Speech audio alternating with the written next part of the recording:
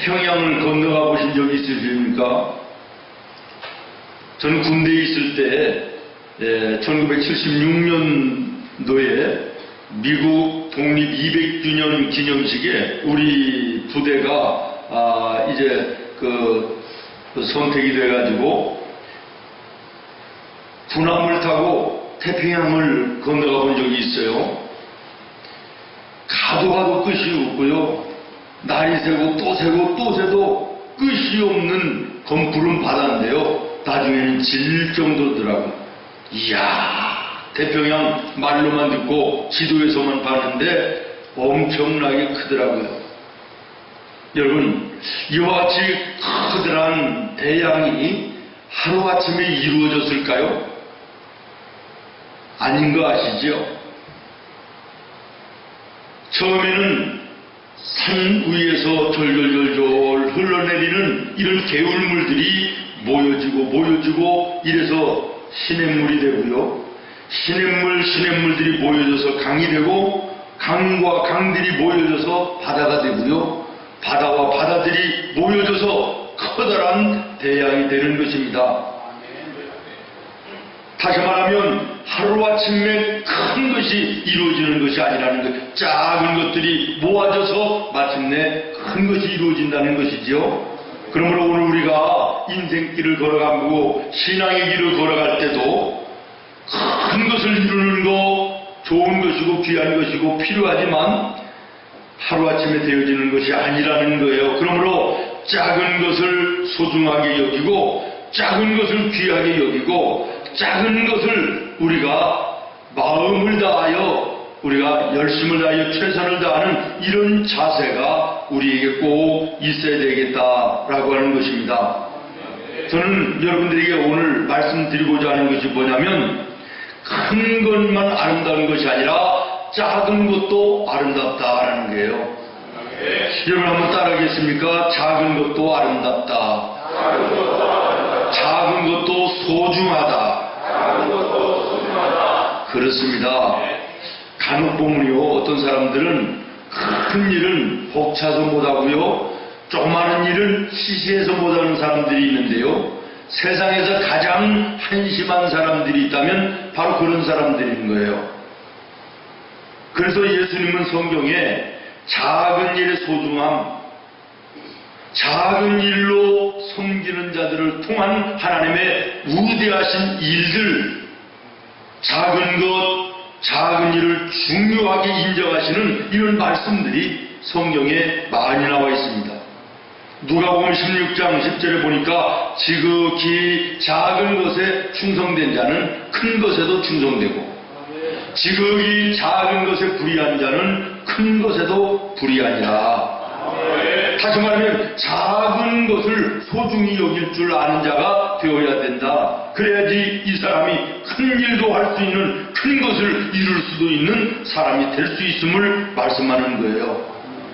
또 누가복음 19장 17절에 보면 이런 말씀이 있습니다. 주인이 이르되 잘하였다 착한 종이요, 내가 지극히 작은 것에 충성하였으니 10고울의 권세를 차지하라. 여러분 좀 이상하지 않습니까? 너희가 큰 것에 충성했으니 내가 너에게 10고울의 권세를 주겠다, 이러면 이해가 돼요. 그런데 작은 일에 충성했으니 10고울을 다스리는 권세를 가져라, 이건 좀 이해가 안 되지 않습니까? 사랑하는 성도 여러분, 바로 이것이 세상과 하나님의 일에 다른 점임을 아시기를 바랍니다. 세상은 어떻습니까? 무조건 큰 것, 큰 일, 이것을 이루어 놓아야만 사람들이 인정해요. 잘했다 그래요. 박수를 치고 성공했다 그러고 상도 주고 그러는 거예요. 그렇기 때문에 수단 방법 가리지 않고 세상은 큰 것만 바라보고 큰 것만 쫓아서 나가다가 넘어지기도 하고 실패하기도 하고 사회와 나라에 악한 영향을 끼치는 이런 일들 얼마나 많이 있습니까? 그러나 하나님의 일, 믿음의 세계는 전혀 다릅니다. 아무리 작은 일이라 할지라도 예수님의 마음을 품고 최선을 다하고 열심을 다하고 충성을 다하면 이것 또한 하나님이 기뻐하시고 기뻐하실 뿐만 아니라 이런 자에게 더 큰 것으로 아름다운 것으로 더하여 주시는 우리 주님이심을 여러분 기억하시기를 바랍니다. 오늘 읽은 성경 말씀의 본문이요, 보잘것없는 작은 소녀의 이야기가 나옵니다. 개역개정 오늘 우리가 가지고 있는 성경에는 참 아름답게 번역이 되어 있는데요, 그 전에 성경에 보면 작은 계집아이 하나가 이렇게 나오기도 하고 어떤 곳에는 작은 계집종이 이렇게 나오는데, 오늘 가지고 있는 우리 개역개정 성경에 보면 어린 소녀가 이렇게 나와요. 참 아름답게 해석을 한 것 같지 않습니까? 성경 내용 그대로 정말 보잘것없는 어린 소녀였습니다. 이름조차 없습니다. 어린 소녀일 뿐입니다. 이름이 있을 이유도 없습니다. 전쟁 통해 일본이 우리 어린 소녀들을 정신대로 끌어갔을 때 그 소녀들의 이름이 뭐가 필요했습니까? 그들에게 힘이 뭐가 있습니까? 인권이 있었습니까? 마찬가지였습니다. 아람 나라와 이스라엘 나라가 전쟁하는 통에 이스라엘이 패하고 죄 없는 이 어린 소녀가 노예로 아람 나라에 끌려간 것입니다. 그리고 그 어린 나이에 죽을 고생을 하며 지금 노예 생활을 하고 있는 것입니다. 전쟁이라고 하는 것은 왕이 명령한 것이고 어른들이 자기의 야욕에 불타가지고 무모한 욕심에 노름이 전쟁 아닙니까? 그러면 전쟁에서 패했으면 전쟁을 명한 왕이 끌려가든지 죽든지 전쟁에 나가서 뭐 일으켰던 어른들이나 군인들이 끌려가든지 해야지, 죄 없는 이 어린 소녀가 아람의 노예로 끌려가서요, 나만 장군의 아내의 몸종으로서 일을 하고 있었다라고 하는 게 오늘 본문의 내용입니다. 여러분 한번 바꿔놓고 생각해봐요.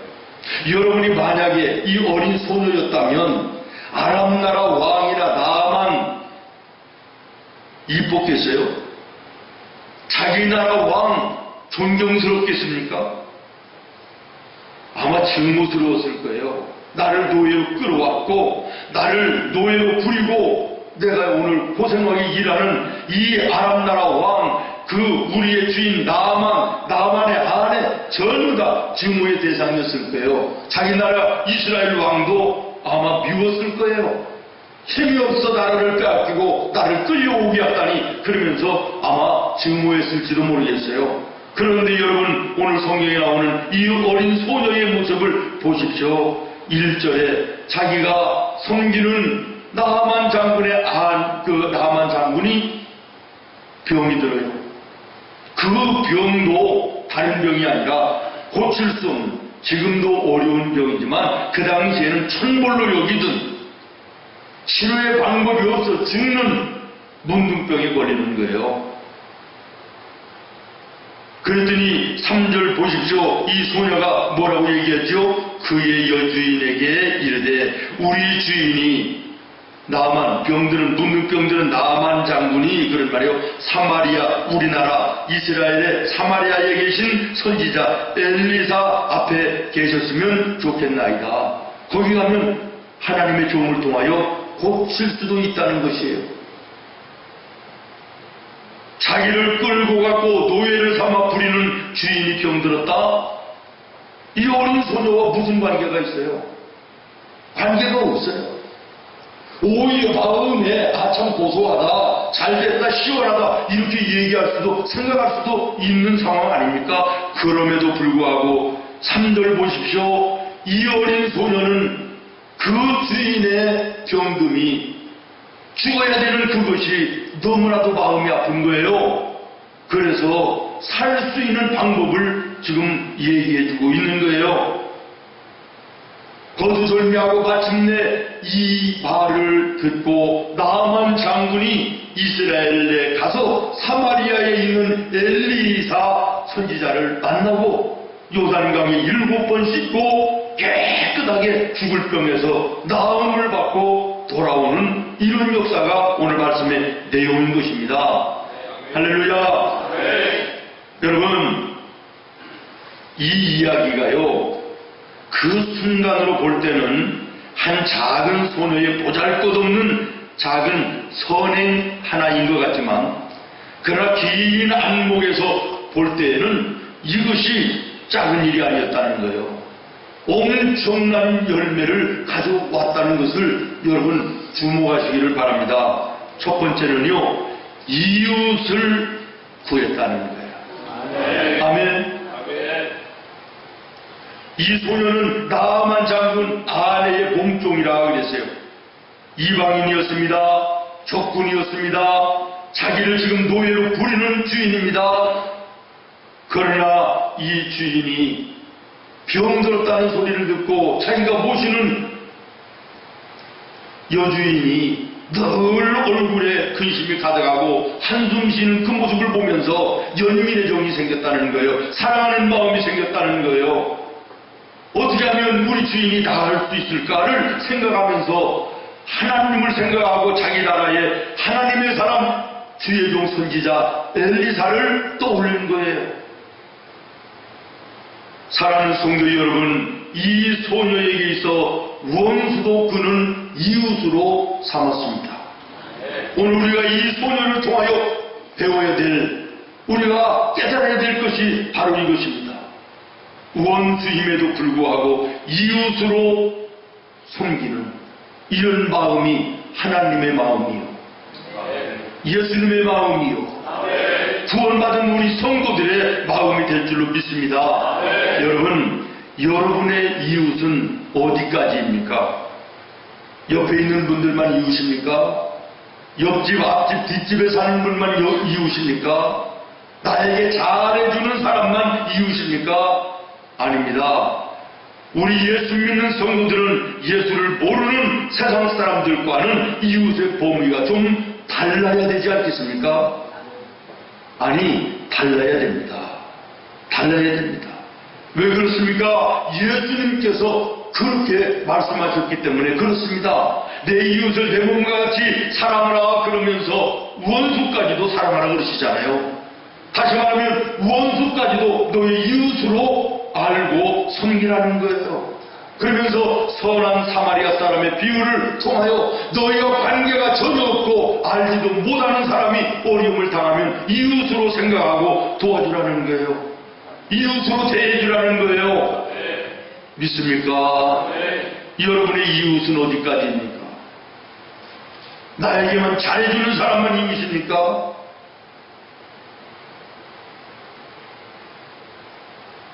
이 정신으로 이 어린 소녀는 이웃을 구해냈습니다. 나아만이라고 하는 한 사람의 생명을 구원하는 것을 넘어서서 만약에 나아만 장군이 죽으면 그 가정은 또 어떻게 될 거예요? 좀 더 나가서 그 가정까지 구하는 이런 아름다운 결과를 가져온 줄로 믿습니다. 그 다음에 두 번째로는요, 조국 이스라엘의 부귀를 선양해요. 아멘. 따라하겠습니다. 부귀를 선양했다. 여러분, 부귀를 선양하기는커녕 나라의 이름을 먹칠하는 사람들이 우리들의 주변에 얼마나 많이 있나요? 부귀 선양이라는 이 사자성어를 제가 사전적 의미를 찾아보니까 나라의 명예를 온 세계에 널리 알린다, 이런 뜻이에요. 그런데 이 어린 소녀의 말 한마디, 따뜻한 마음 하나가 이스라엘 조국 그 이름을 선양했다. 목사님 너무 세게 얘기하고 너무 비하하시는 것 같아서 아멘이 안 되시는 거죠? 그렇지 않습니다.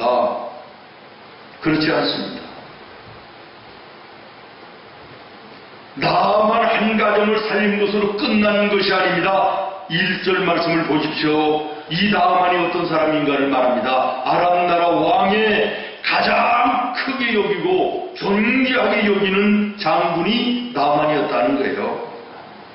아람 나라의 구국공신이었다는 거예요. 이 장군 밑에는 수많은 군인들 그리고 백성들 가운데도 이 나만 장군을 존경하고 존귀하게 여기는 사람들이 많이 있었다는 얘기가 아니겠습니까?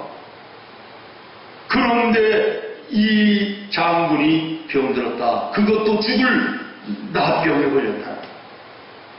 그러니 이 나만 장군을 귀하게 여기는 왕을 비롯해서 수많은 백성들이 얼마나 마음이 염려되고 불안하고 걱정이 됐겠습니까? 오죽하면 오늘 5절로 6절에 보니까 아람나라 왕이 말입니다.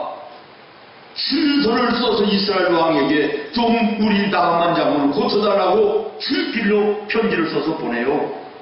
왕이 직접 엄청난 선물을 준비해서 주면서 나만 장군을 이스라엘에 보내지 않습니까? 마침내 엘리사를 만나서 나만 장군이 깨끗하게 고침을 받고 아람 나라에 돌아옵니다. 여러분, 이랬을 때 한번 상상을 해보십시오. 나만 장군을 존경하고 좋아하던 왕을 비롯하여 모든 백성들이 이야, 이스라엘에 우리나라가 고칠 수 없는 그 나병을 이스라엘에서 고쳤다. 거기에는 하나님의 종이 있고 하나님이 함께 하신다. 야, 이스라엘 나라 굉장하구나. 이렇게 생각을 안 했겠냐 그런 말이요. 그러니 이 어린아이의 작은 선행이 나라의 통일을 선양했다. 틀린 말입니까? 과언이 아니죠? 네. 그렇습니다. 마지막으로 하나는 하나님의 이름을 영광스럽게 했습니다. 네. 하나님의 이름을 영광스럽게 했습니다. 여러분, 하나님의 이름을 영광스럽게 하는 나와 여러분의 인생이 되어야 될 텐데. 아멘. 그렇게 될 수 있기를 기도해요. 오늘 말씀 보세요. 문둥병을 고침받은 나만이요, 15절 16절에 보면 너무나도 기쁘고 감사해가지고 가지고 간 이 모든 선물을 엘리사에게 드려요. 그러나 엘리사가 받지 않아요. 거절해요. 이것은 내가 한 것이 아니라 하나님이 한 것입니다 라는 거예요. 하나님께 영광을 돌리는 거예요. 그랬더니 나만 장군이 어떻게 해야죠? 17절에 보니까 그렇다면 당신 이스라엘 나라의 흙을 노세요, 낙이에요. 노세, 성경을 좀 봐요. 노세요, 낙이요. 노새든 낙이든 중요한 게 아니라 자우지가 두 마차만 좀 실어가게 해달라는 거예요. 무엇 때문에 어디에 쓰려고 그래요? 가지고 가서요, 하나님께 예배드릴 제단을 쌓았다는 거예요. 좀 더 쉽게 얘기하면 하나님께 예배하는 성전을 만들었다라고 얘기해도 잘못된 얘기 아닌 거예요. 믿습니까? 여러분, 어제까지만 해도 우상을 숭배하던 이 나만 장군이 이제는 전부 다 모든 것을 버리고, 오늘 성경 말씀 이후에 보십시오. 이제는 내가 우상을 섬기던 거 다 버리고 여호와 하나님께만 예배하고 경배하겠습니다. 나만 장군이 개종했다, 이런 얘기. 그러니 나만 장군을 존경하고 따르는 모든 백성들이 얼마나 영적 영향력이 그들에게 미쳐졌겠느냐, 그런 얘기죠. 그러니 이 작은 소녀의 선행 하나가 하나님의 이름을 존귀하게 하는, 영광스럽게 하는 결과를 가져왔다. 잘못된 얘기 아니죠? 과장된 얘기 아니지 않습니까? 물론 이 어린아이가 처음부터 이러한 것을 내다보며 의도하고 하지는 않았을 것입니다.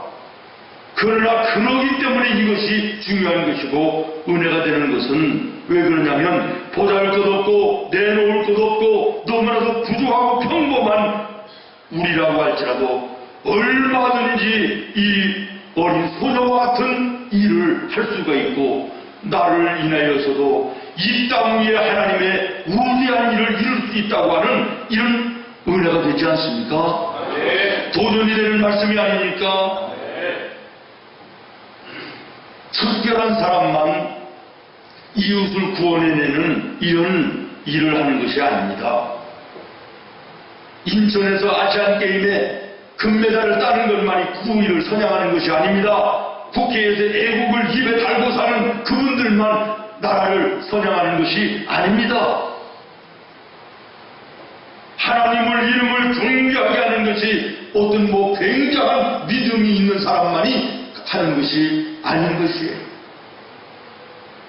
예수님을 마음의 주인으로 모시고, 예수님을 나의 마음의 주인으로 모시고, 평범하게 소시민으로 살아가는 나와 여러분이라 할지라도 나와 여러분의 말 한마디 예수님의 마음을 가지고 행하는 따뜻한 마음 한 자락이 이 소녀의 아름다운 결과처럼 이 땅 위에 하나님의 위대한 일을 이루어낼 수 있음을 여러분 기억하시기를 바랍니다.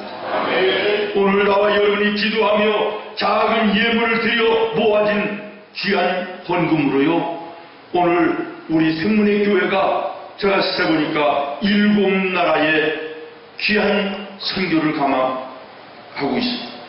필리핀, 캄보디아, 인도, 말레이시아, 중국, 라오스, 또 어디가 있나요? 태국, 7나라에 우리가 지금 직접적인 선교를 하고 있습니다. 그들을 알지도 못합니다. 본 적도 없습니다. 그러나 나와 여러분이 드려지는 작은 예물이 그들에게 예수님을 알리는 복음에 사용되어져 그들의 영혼 속에 예수님을 알게 하고 예수님을 아는 그 사람들이 사회와 그 나라와 민족을 위해서 일하면 이 어린 소녀의 열매가 오늘 우리의 일이 되는 거예요. 무슨 얘기인지 이해되십니까? 우리의 작은 마음과 우리의 작은 예물이 보여져서요, 이 지역사회를 우리가 얼마나 아름답게 잘 섬기고 있습니까? 저는 우리 생문의 교회가 우리 지역사회를 잘 섬기는 교회로 소문난 것을 자부심을 가지고 감사하고 있습니다. 동네잔치가 지난주에 있었는데 지난주에도 우리 교회가 후원해서 동사무소에서 만들어온 프랑카드에 생문교회 이름이 들어가 있더라고요. 저는 감사했어요. 10월달 28일 날 우리 생문교회 28주년 기념 주일에 이제 동네 어르신들을 모시고 저 장말 공원에서 경로잔치를 할 것입니다. 우리의 작은 따뜻한 마음과 물질의 작은 것들이 모여져서 이웃을 섬길 때 그 섬김을 받은 그들이 예수님의 영적 영향력을 받고 그들이 감동돼서 예수 믿을 일이 생길 수도 있지 않겠습니까? 예수 믿는 사람들이 그 사람들이 가정을 위하여 사회를 위하여 나라를 위하여 일하여 아름답게 성공한다면 오늘 우리가 이 오늘 성경에 나오는 어린 소녀의 아름다운 모습이 되어지는 줄로 믿습니다. 일본 남단 해역에 오키노토리라는 아주 작은 섬이 하나 있다 그래요. 물이 빠지면 2m 정도 보인대요.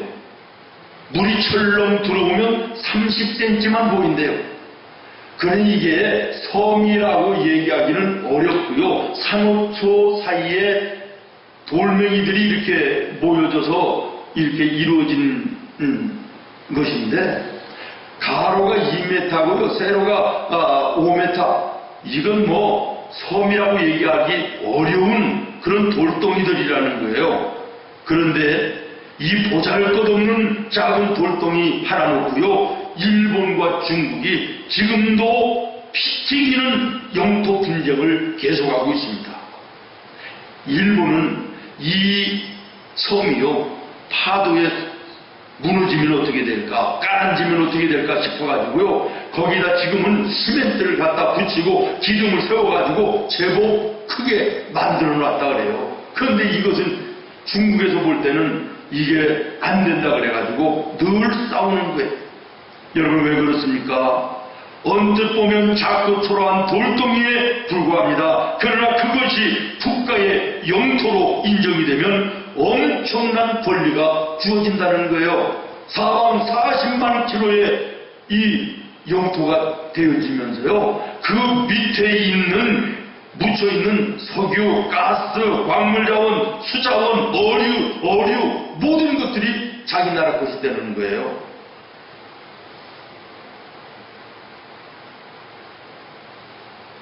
바위만 보면 아무 쓸모없는 것처럼 보이지만, 그러나 주인이 정해지면, 뭐가 정해지면? 주인이 정해지면 엄청난 권리와 보화가 상상을 초월한다, 그런 얘기. 제가 여러분에게 길게 말씀드렸어요. 무슨 말이냐 그러면, 나와 여러분 저 돌덩이처럼 세상 사람들이 바라보고 내가 생각해도 별 볼 일 없이 가진 것도 배운 것도 뭐 별로 없는 미미하고 작은 그런 존재일지 모르나, 그러나 예수님을 내 마음의 주인으로 모시고, 그래서 하나님이 나를 자녀 삼으심을 인정하시는 이 날에는 나와 여러분을 통하여 위대한 일이 이 땅 위에 가능하다는 거예요. 그래서 예수님께서는 예수 믿는 성도들을 비유하여 질그릇 속에 보화 같다고 말씀하시는 것입니다. 질그릇은 별 볼 일 없이 별로 가치가 없지만 그 속에 담겨있는 보화가 귀한 것이라면 질그릇도 귀하게 여김을 받는 거 아니겠습니까? 오늘 나와 여러분은 질그릇같이 보잘것없는 저 바울덩어리같이 별 볼 일 없이 세상 사람들이 볼 때는 별로 가치 없이 보일지라도 우리의 마음속에 존귀하신 보배로운 예수님이 주인 되시면, 그래서 하나님이 인정하시면 나와 여러분을 통해서도 이 어린 소녀가 이루었던 위대한 일을 이 땅에 이루는 아름다운 인생을 우리가 살 수 있음을 믿습니다.